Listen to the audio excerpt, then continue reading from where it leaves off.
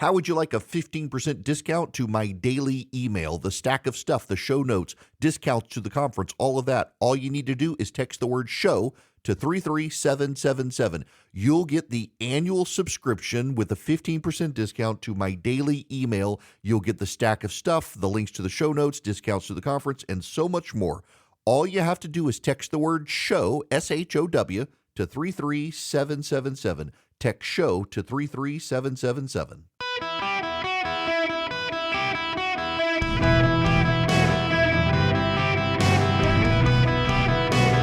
Welcome to the Eric Erickson Show podcast, Hour 2. Some of you people think Charlie thinks I'm joking. There's no joke here. This mockingbird is going to die.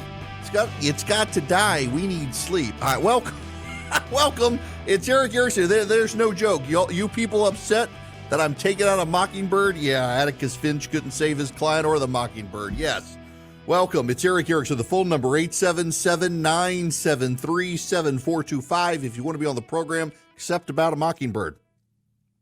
You can text Eric, E-R-I-C-K, to 33777 should you wish to be in contact with me and follow me on social media and get the show notes and all of that. I must, however, move on from anti-Semitism to Ukraine. I'm not spending a lot of time joining the circle of jerks talking about Donald Trump's show trial in New York. And it is a show trial, and all the credible lawyers have acknowledged this case is meaningless. There's way more important stuff to talk about. It's all hands on deck at CNN and MSNBC. They've got to give the incels what they want about Donald Trump, their excitement of the day. They've moved a lot of them, by the way, back inside or to Washington, D.C. to avoid other people self-immolating on TV. I want to talk about Ukraine. We are at the, for Marjorie Taylor Greene and Matt Gaetz and others, we're at the finding out phase of FAFO, if you know what that means. I told you guys, in fact, I wanted to go back and pull the clip and didn't get a chance to do it. When Matt Gaetz ousted Kevin McCarthy because he wanted to stop an ethics investigation into himself, I told you two things. One, this inevitably meant Ukraine would be funded. Took longer than I expected, but it was inevitably going to happen. And two, that it would be the end of being able to reduce the size and scope of federal government. Why? Let's rewind the tape. When Kevin McCarthy was Speaker, the House Republicans, the moderates and the conservatives, agreed on a plan to cut the size and scope of the federal government. Not cuts to future growth, but real-world, immediate cuts to government. They were going to hold a line in the sand against the Democrats. Then Matt Gaetz sabotaged it all to save himself from an ethics investigation. When he did, a lot of you listening called the show and were mad at me for saying it was a bad idea. I didn't want McCarthy to begin with. I was opposed to McCarthy. It's kind of funny. A lot of you were like, why are you opposed to McCarthy? It's like he's going to be a bad speaker. Then he gets ousted, and you guys were like, well, why are you opposed to him being ousted? It's like, because the conservatives just cut their legs out from under themselves in doing so. Again, too many people confuse strategy and tactics. They do a bunch of tactics and think it's a strategy. Matt Gaetz, Marjorie Taylor Greene, they confuse strategy and tactics. Now, Greene was on the opposite side. She didn't want McCarthy gone. She's ready to oust Johnson. But Marjorie Taylor Greene has refused to pull the trigger because she knows she doesn't have the votes. At least she's smart enough to know that. But I told you when Matt Gaetz did this that what was going to happen was you weren't going to see any cuts to government. Government was going to grow. Ukraine would be funded. Everything you didn't want was going to happen. Well, guess what? I was right. Exactly what I said would happen has happened. And Ukraine has been funded. Now, I support funding Ukraine. However, I agree with my buddy Chip Roy. Chip Roy voted against all the foreign aid funding. And it's not that he doesn't want to fund Ukraine or Israel or Taiwan. Chip Roy is one of the principled conservatives in the House who said, I'm willing to do this, but we need to find cuts to offset it. We need to find other things to cut in government, and we need to secure the border. He's right. We should be securing the border, and we're not. And that in and of itself is a problem. But there's an election coming, and we can make that fight. At the same time, we need to allow the Ukrainians to kill Russians so we don't have to kill Russians. Let me step back. Let me do and paint a broader picture for you here. There is an Eastern axis coming together. You don't have to take my word for it. You see it yourself. Iran, Russia, and China are working together to undermine the Western alliance between the NATO powers and other Western post-World War II allies. So Japan, Australia, New Zealand, Canada, the United States, Eastern and Western European powers all together. China, Russia, and Iran are trying to undermine that alliance. In Ukraine, Vladimir Putin has said Ukraine is the beginning. Vladimir Putin wants to restore the Warsaw Pact nations. He wants to restore the Soviet sphere of influence. He wants to have countries on his periphery who are his allies so that in his mind he has a tinier territory to defend. And that requires a reconquest of Eastern European nations. China wants to be the global superpower. China doesn't want to be a regional power. China wants to be the global superpower. And Iran wants to be the regional dominant power in the Middle East. And the three of them together, along with North Korea and a few others, are working to undermine the West. You know, the irony here is that we just need one more generation of the West holding this off, and they all collapse. The Russian dynamic is economically not sustainable. The Chinese national standard of living, the population, the economic situation there, it's on the verge of collapse. That's why Xi Jinping is expansionist. Xi Jinping is trying to expand his empire because he views it as the only way for China to survive. If we can just hold the line for one more generation, they're all going to collapse. I mean, for years, we had these elitists in the United States telling us China was on the rise. China was on the rise. China was going to be dominant. China was going to take over. China would reign supreme, except it hasn't worked out that way. The Chinese economy is in free fall. The birth rate is in decline. China's in decline. China is a nation in decline, not on the rise. Xi Jinping has leveraged every asset he can and marshaled all of his forces to stave off the decline, and it's only making it worse. People got a taste of freedom, economic and otherwise. They don't want it taken back. All we need is one more generation of Western power to hold the line, and the whole Eastern axis will collapse. How do I know this? Because I can read the numbers. Economically, they're not doing well. The problem is we're not either. And that gets to Chip Roy's point and others, is economically we're not doing well. And those of us who support the American project around the world, we do have to answer those questions. There are some people who they're just not being very thoughtful on this, frankly. They're not very thoughtful. It's reactionary. You know, you do understand if you're a reactionary member of the right, you lead from behind. If you're a reactionary member of the right, you're always responding to other people. You have no business leading. You can't lead because your leading is based on what others have done. And the reactionary right came out against Ukraine. Con Inc., Conservative Inc., the conservative movement in Washington, D.C., came out against funding Ukraine, and they lost. Not only did they lose, they lost big. Only 70 House Republicans took the defund position on Ukraine. Now, you're saying, wait a second, Erickson, like 112 of them voted against it. Where's the 70 from? So a very slim majority of Republicans in the House of Representatives, when the measure got to the floor, voted against it. More Democrats voted to fund Ukraine than Republicans. But that's not really the vote, because the legislation has to get to the floor to be voted on first. And guess what happened? Only 70 Republicans voted to block it from the floor. Only 70 Republicans voted against it. That's it, only 70. So in other words, an overwhelming majority of the Republican conference was willing to let the legislation go to a vote. And while a majority voted for it on the floor, they knew actually that it was going to pass. This is the game in politics. This is what they do. They vote to ensure the legislation gets to the floor, and then they vote against it knowing it's going to pass. They would have voted for it if the votes were needed, but the votes weren't needed. That's kind of a funny game that's played in Washington, and you can hate that game, but that is the game. That is the way the game is played. So a majority of Republicans supported funding Ukraine. A majority of conservatives around the country support Ukraine. Frankly, there are more conservatives in the Washington Beltway area who oppose Ukraine than in the heartland. Now, you may want to fund the border first. You may want to fund Israel first. You may want to couch the funding in ways that weren't in the legislation.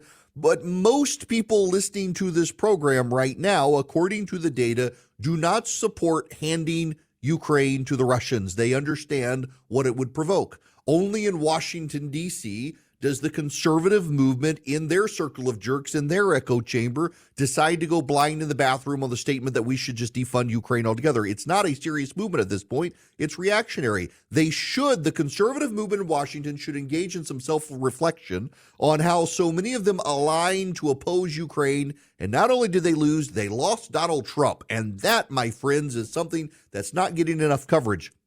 The media cannot bring themselves to credit Donald Trump, but Donald Trump was more influential in getting Ukraine funded than Joe Biden. I know. The media hates it when you praise Donald Trump. And Republicans hate it when you talk about Ukraine in such ways. But Donald Trump was instrumental in getting Ukraine funded. How do I know? Because Donald Trump killed it 6 months ago, and Donald Trump killed the border legislation just by telling Republicans in the House of Representatives not to support it. But this time, Donald Trump kept his mouth shut, not because he was in trial, but because he supported it. Behind the scenes, Donald Trump was working to get Ukraine funded. The media doesn't want to get any credit for it, but it's the God's honest truth. Here's Lindsey Graham. To give weapons to Ukraine to fight a fight that matters to us. And President Trump has created a loan component to this package that gives us leverage down the road. President Trump created the loan package that gives us leverage down the road. President Trump helped structure the legislation. Now, you can say Lindsey Graham's lying. It's not true. But you didn't hear Donald Trump scuttle it, did you? You heard him scuttle the last one. You heard him scuttle the border legislation. You didn't hear him say anything about this. He and Mike Johnson were aligned, and Mike Johnson got a huge win out of this. The reactionary right lost. Conservative Inc., Con Inc. in Washington, D.C. lost to Donald Trump. And what's so funny is that a lot of these people in Con Inc. in Washington, D.C. are trying to align the conservative movement with Donald Trump, and yet they're so out to lunch on realizing Donald Trump supported funding Ukraine. Donald Trump was more instrumental. Joe Biden can't even articulate a case to the American public about defending Ukraine. Donald Trump got it funded. Donald Trump let it slide. I say often that a lot of people on the left need to go out and touch some grass. There are a lot of members of the conservative movement in Washington, D.C. who need to go touch some grass right now. They've had epistemic closure. They're convinced they need not have any more information. They need not look at the world a different way. They need not understand the other side's arguments. Not only that, members of Con Inc. in Washington, D.C. are convinced that the enemy is way more craftier than they are, and it turns out the enemy is everybody. They had to trot out polling to show that Americans don't support Ukraine. But if you actually look at the cursory opinion poll, it turns out actually most Americans do. They may disagree on how to do it. They may want to fund the border first. They may want an inspector general. They may want to not subsidize certain portions of the Ukraine economy. But people do not want to hand the Ukrainians to the Russians. And if you want to just walk away completely and not fund it, you're actually in the minority, despite what the bad polling produced by Con Inc. says. In fact, the bad polling from Con Inc. says that most Americans want to support Ukraine. Most conservatives want to support Ukraine. Only Beltway conservatives in their own echo chamber have turned their back on helping Ukraine fight the Russians. Most Americans want the Ukrainians to kill the Russians, so our kids aren't killing the Russians. I would encourage my friends of the conservative movement to get outside your echo chamber and groupthink in D.C. You're not being very conservative. Maybe you're populist, maybe you're reactionary, but you're not conservative. You've also closed your minds, and you actually have taken a very small view of the United States. I'm a proud conservative. I was an elected Republican. I'm a conservative before I'm a Republican. I'm a Christian before I'm a conservative. The people who peddled the talking points, like Marjorie Taylor Greene, that the Russians were actually on the side of the Christians, are embracing lies. You know, you can actually talk to Christian pastors. 400 Baptist congregations were annihilated by the Russians. 400 Baptist congregations annihilated by the Russians.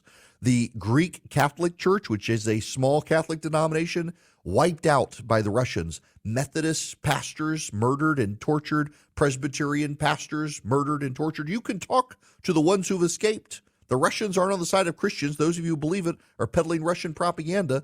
Too many people in Washington, D.C. on the right have embraced a nihilism that bets against America and renders America small. I refuse to bet against America. Too much of Connick and Washington, D.C. is doing so to their own detriment. That is why they lost this fight. Most conservatives supported Ukraine, and it's good to be on the side that's actually in favor of being against the Russians. Hello there. Welcome. It is Eric Erickson. I want to read for you. So this is the spin, just so you understand this. This is the spin that the problems at Columbia University are happening outside the gates of Columbia University. This is a picture from inside the gates of Columbia University, the supposed tent city there. It says, a message to the scum of nations and pigs of the earth. Paradise lies in the shadow of swords. Glory to he who makes the occupier taste bitterness. This is from a pro-Hamas poem. It is taped to a tent on the campus of Columbia University. Please stop trying to make excuses. It is as bad as it looks. And these people need to be driven from polite society, these anti-Semites. Now, I gotta move on to a number of other things here. I'm happy to take your phone calls as well. 877-973-7425. Those of you on the phones, be patient with me. As soon as I come back, I will take your phone calls. I just don't have time in this segment to be able to do so. I do want to make a couple more points, though, real quick. I have heard this said repeatedly. Isn't it funny how every Republican Speaker of the House gets co-opted by the regime, by the deep state, by the establishment? Mike Johnson, a movement conservative, now co-opted. Maybe it's he has more information than you and I do. As Speaker of the House, he gets different intelligence briefings, the ones Donald Trump does, and both of them decided to stand with Ukraine based on those intelligence briefings. And if you think they were both co-opted by the intelligence community, well, Donald Trump stood with them even though they tried to have him impeached. That should tell you something about what they know and you don't. Americans for Prosperity is out there domestically fighting for the conservative movement, and they want you on their side as they fight for school choice around the country, as they fight against Bidenomics, as they fight for common sense reforms for families. All you have to do is go to americansforprosperity.org/ERICK and sign up with them. americansforprosperity.org/ERICK.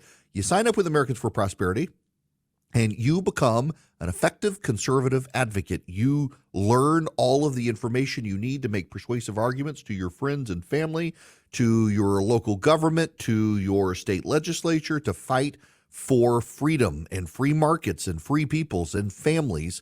You go to americansforprosperity.org/ERICK. You sign up with Americans for Prosperity. They will turn you into an effective advocate for families and small government anywhere in the nation. americansforprosperity.org/Eric. Greetings. It is Eric Erickson here. The phone number is 877-973-7425. If you want to be on the program, Will has been waiting very patiently. Welcome to the show, Will. How are you? Doing great, man. I'm listening to you talk about what's going on with the campuses, and I don't think we're giving TikTok enough credit for what's happening. And I'll tell you why.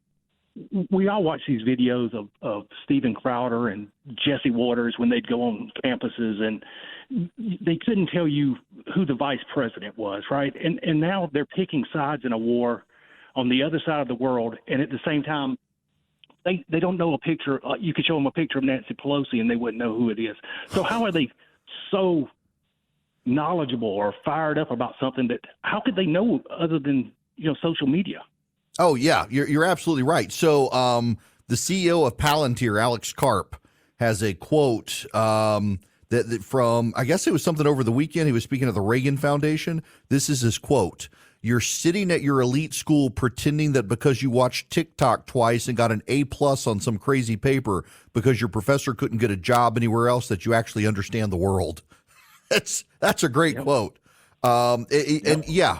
TikTok, by the way, this reminds me, Will, I'm glad you said that. The House advanced legislation in the Ukraine package to also get rid of TikTok, force China to divest TikTok or ban the program. And they've extended it from a 6-month purchase period to a 9-month purchase period, which is what Maria Cantwell of Washington State wanted.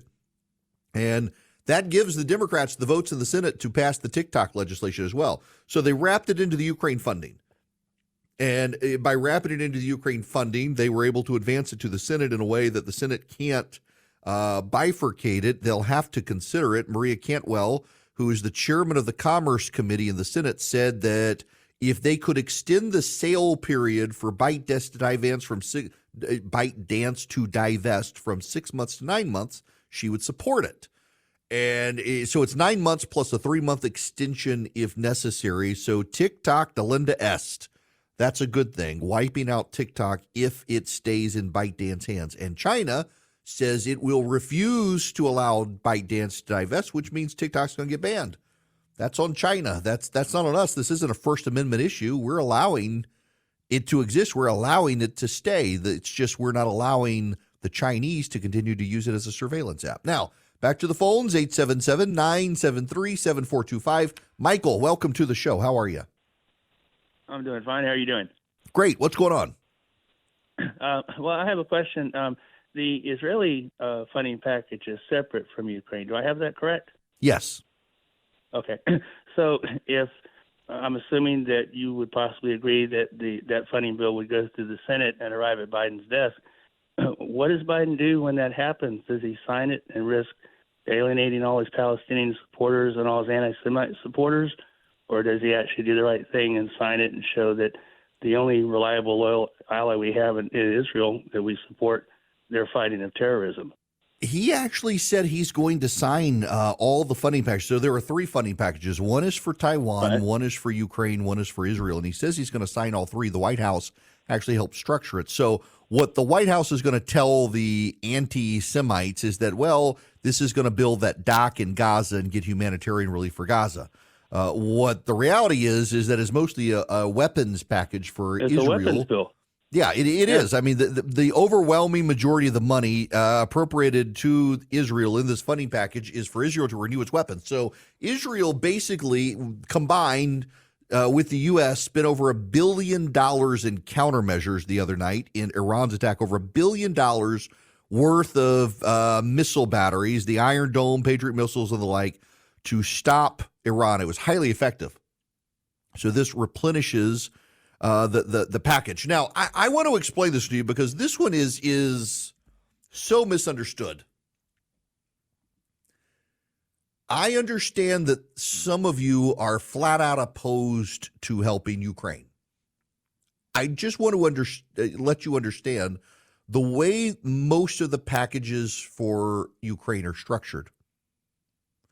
They are structured as loans, not as grants.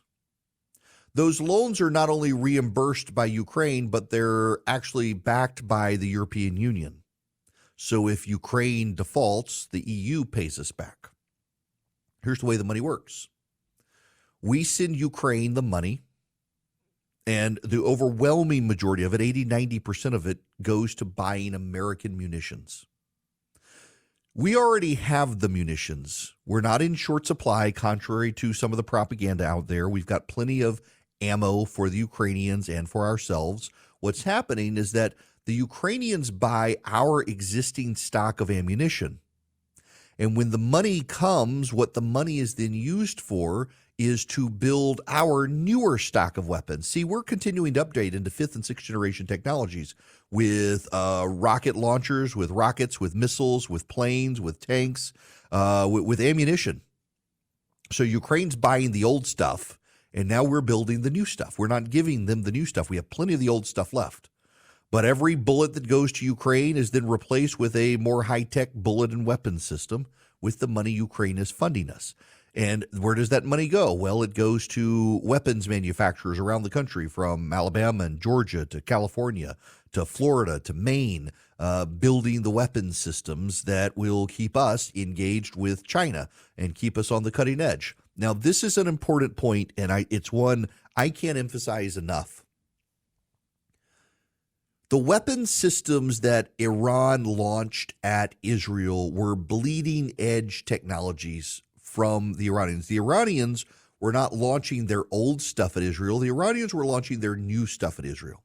That's important because a lot of people wanted to argue that what Iran was doing was a show of force that was meaningless. It wound up being meaningless because the Israeli air defense systems and countermeasures stopped them all. But Iran systems, they were not just bleeding edge systems, they were bleeding edge systems developed jointly with the Iranians, the Russians, and the Chinese. And in fact, when Israel responded and launched its attack on Iran the other day, it was able to penetrate air defense systems that the Iranians, Russians, and Chinese had collaborated on. That tells us several things. One, the Western defense systems are still outpacing the Eastern defense systems. The Western Alliance weapons are better than the Eastern Axis weapons. That tells us that. The other thing that is worth pointing out is that over the last several months, as Ukraine has had ammunition shortages because they haven't been able to buy our weapon systems, the Russians have been able to make advances. But what we're giving Ukraine is our older stuff, and our older stuff is still better than the current Russian stuff. The Russians are supplementing their technology with Iranian technology, and the Iranian and the Russian technology is able to bypass the Ukrainians when they're in short supply of our weapons. But when they're replenished with our weapon systems, the Iranians and the Russian countermeasures can't compete, and that's our old technology, not our new technology.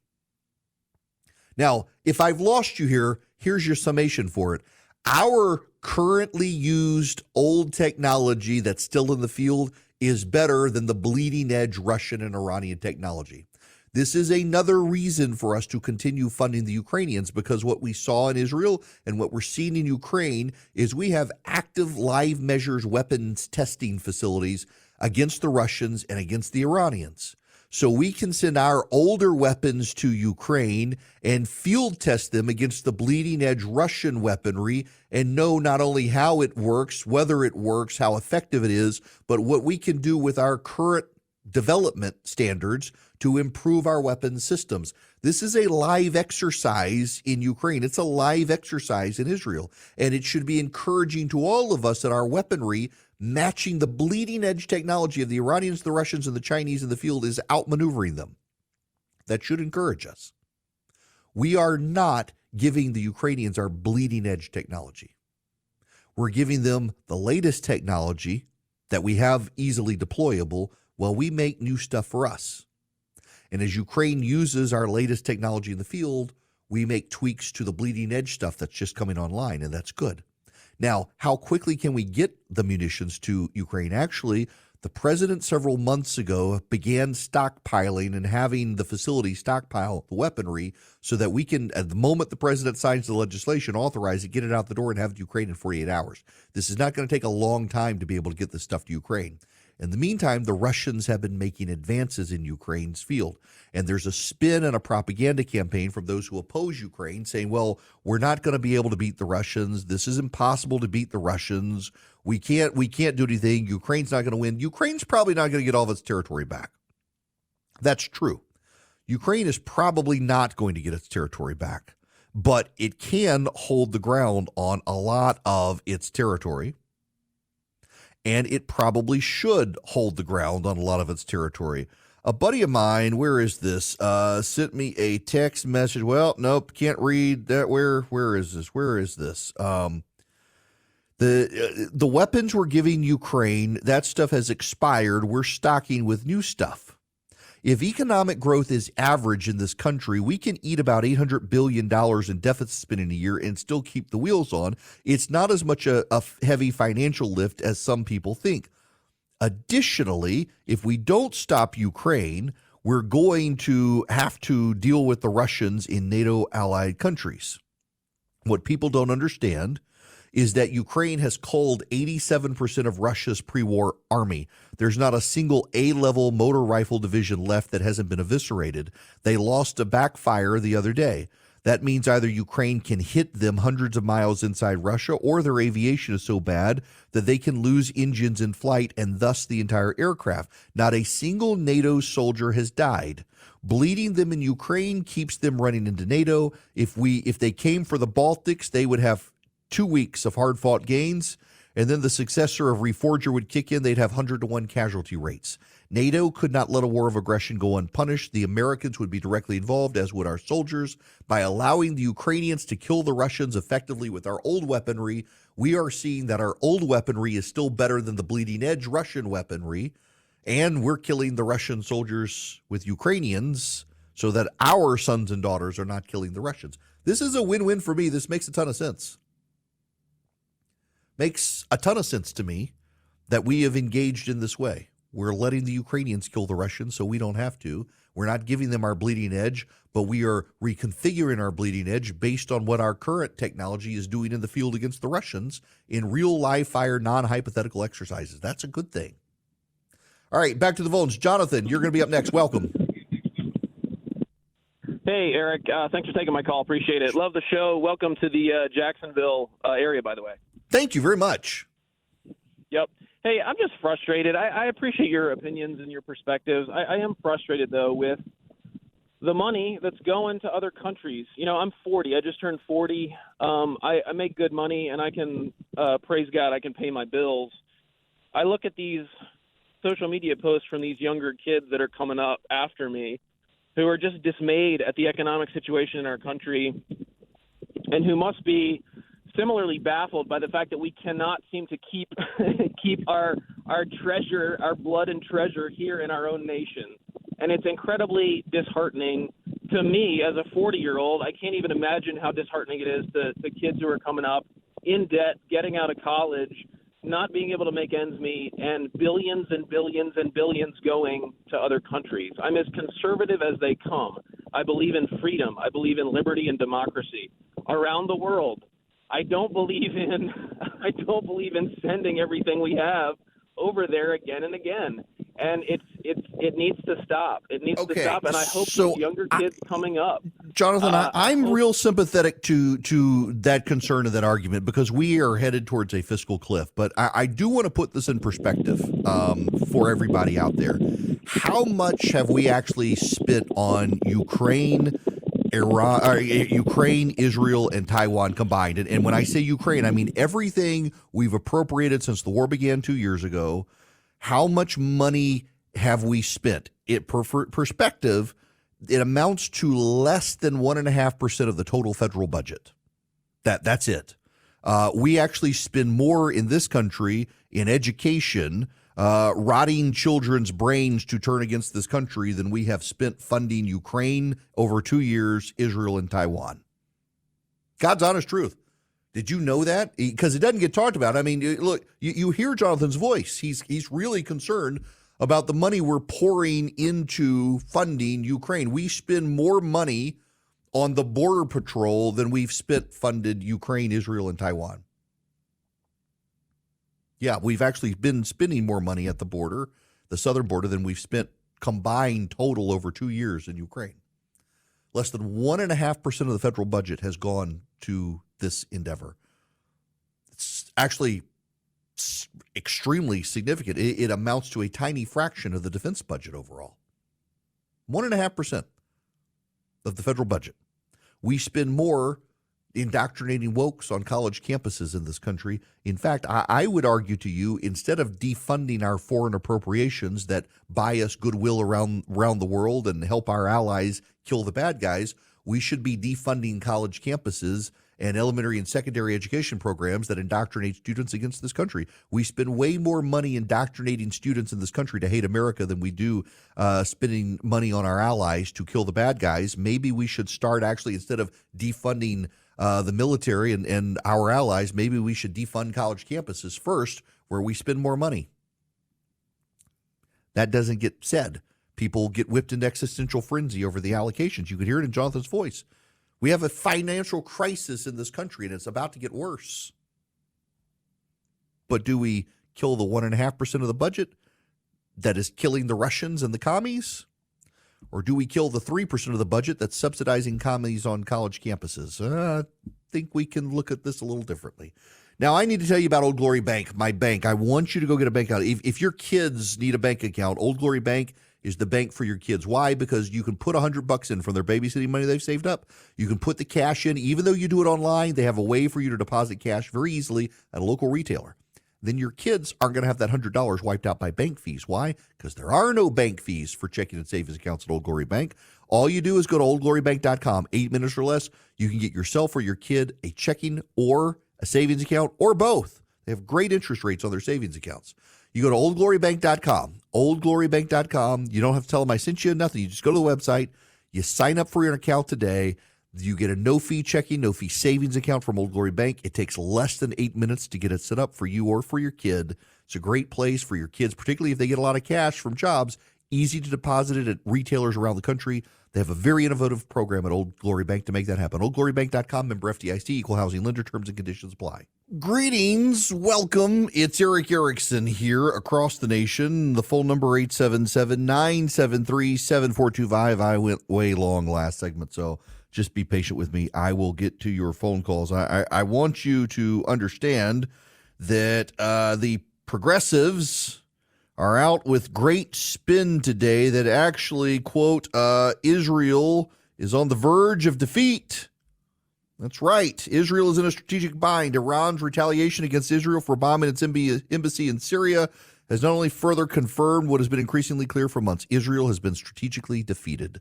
The spin from Socialist. That's a socialist publication there.